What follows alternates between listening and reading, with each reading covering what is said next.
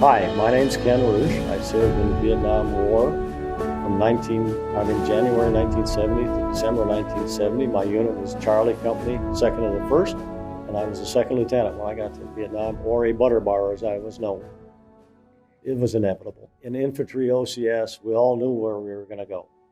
I mean, we even carried a clipboard around an OCS that had stickers on it that said, "Win in Vietnam," type thing. So we knew where we were going to go. My initial impression started before I opened the doors on the airplane. The pilot announced that we're now over Vietnamese territory. And at that point, it became, I guess the pucker factor, as I called it, went up. Sure, and I was shocked when you got off because you see all the people over here that were getting ready to go home. And here you are coming this way, and right away you become a new guy and all this kind of stuff. So yeah, quite a shock.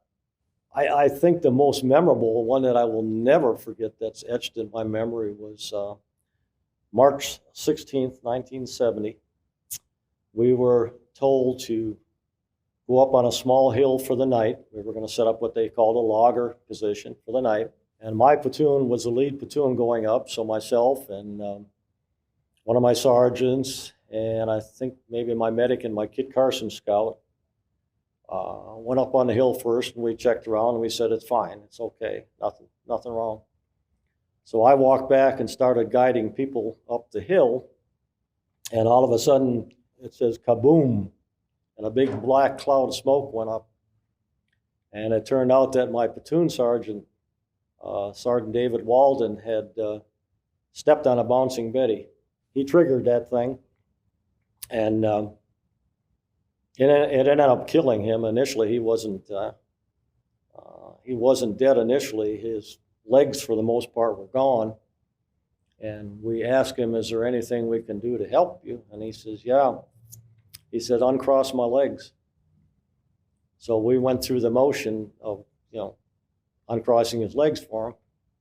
And then at one point, he started going. I could see his eyes, whites of his eyes starting to appear. So I went down, I was going to give him mouth to mouth.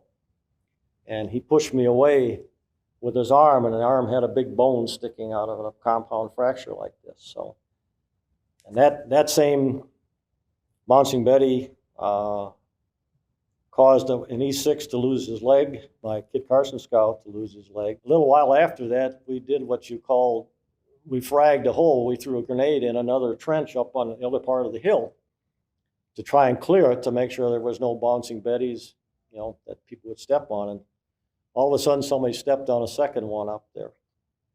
And that one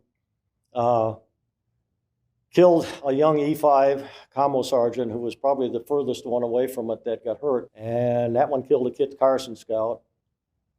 And even our first sergeant got some shrapnel out of that one. But all told, we medevaced out, I think, 17 people that night, all the unit. And then, thank God, all night long, they flew flare ships over us to light us up so that, we could feel some comfort in knowing that, we could see anyway, because we were all scared to death.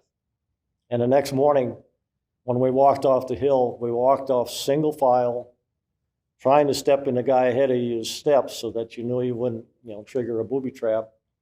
And nobody uttered a word. Nobody uttered a word.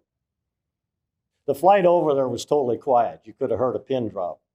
Going home, it was a different story. A lot of noise on there, a lot of frivolity, I guess, and stuff like that. So, and actually, we got home faster than we did going over. I want to say we got back in 11 and a half or 12 hours because we didn't stop at two locations. We flew to Japan, and from there to, up around Alaska to Seattle, Washington. So, yeah, there was jubilation when we left there.